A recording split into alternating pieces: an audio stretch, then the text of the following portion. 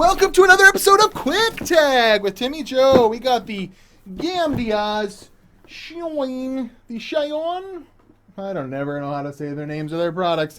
240 ml liquid cooler up here on the docket today. Over here, and I gotta say, Gamdias is one of those companies that errs on the side of RGB over quality. But they actually do make some half decent stuff.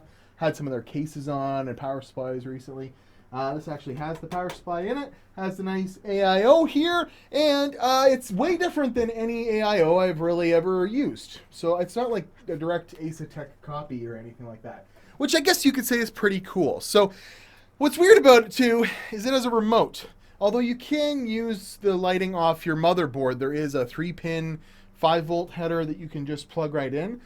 But when I did that, I lost the cool RGB effects. So I just leave it with this. And I guess there's an IR blaster in here.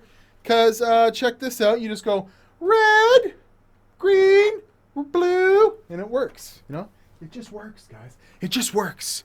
And then another really weird thing is all the fans and the pump plug into black box. It's in the back of the PC here.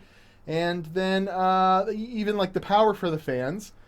So now you control the fan speed with said remote, with this remote. So it doesn't dynamically change with your CPU header. In fact, I put the front fans on this case connecting to the CPU fan header because it's got to have something plugged in, right? That's just OCD. But I don't know. That's weird. It doesn't dynamically change with, you know, your system, and there's no real way to do that as far as I can tell. Now the pump does plug into a header on the motherboard, and I connected it up to a pump header, whatever majigger. And here, we'll just show you the price real quick. It's a Gamdias, you know, and it's cheap.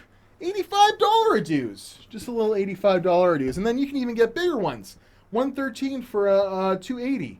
And looks like that's where it stops. And then it's even a little bit cheaper for, you know, the smally one. So, you know, not the worst quality, I would say. It actually was pretty nice to put together. I was a little confused on how to get all this stuff, ouch, I always do that, all the stuff secured on, but it's all pretty fairly straightforward. It's like using other AIOs, just a little bit different. And in my testing, it actually performs half decently. You want to see? Yeah, so I've got Cinebench open here, and we can see it's connected, and it's idling at like between 24 and 31 degrees. There's that huge core offset between the core 0 and core 5, but that's the soldered 9600K that I'm running. It's at 5 gigahertz, and this thing it's really decent performer at 5 gigahertz. It gets to like 70 on one core for a second.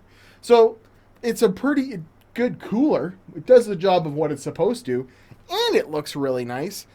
But with so many, the market flooded with so many AIOs, would I choose this one over a Corsair or over, a thermal take? I don't think so. The effects are cool. You got a little controller, with some cases and stuff. I could actually get up to 3 of these going at once. If I had, like I have a bunch of things that require this. You want to see? Look how many remotes I've got for different things I've got. So the novelty of this wears off, but it looks really, really nice. And then you just press color wheel mode, and the pump lights up, and this lights up, and we see it only ever reached 72 on one core at 5 gigahertz. This thing is a completely stable, solid, decent AIO, and its selling point is all of the RGB on it, but I'll leave that up to you. You could really get, if you had a Gamdias case, which I do, I just haven't put it in this, Gamdias case, the cooler, and the power supply, and then you throw some RGB RAM in there, you have like the most decked out RGB system ever. But yeah, I don't know. We'll see. Maybe RGB will disappear in 2019. We'll see. I actually really like it. I like the colors on this thing. The fans. It's got 2 half decent fans. The biggest downfall about this thing is that the fans don't seem to connect to the fan header, which as an enthusiast irks me a bit. But it's not audible. It's not really loud, and I just set the fans to full. Can barely hear it. It's not bad. So I'm not watching me on Instagram and Twitter. This has been an episode of Quick Tech with the colorful Gamdias Chione M1A240R. And yeah, you can pick it up for real cheap at Newegg. Like for 85 bucks, might be worth a shot. I'm sure that's a little cheaper than some of the Corsairs and stuff out there, but I'm not sure because of the whole it doesn't directly correlate with your fan header. That's kind of weird. You can also just avoid this and plug it right into RGB header if you really want to get control like that too. So I'm out watching Joe, Instagram and Twitter. Thank you very much for watching. This has been a quick overview and quick tech of the Chione M1A 240mm liquid cooler.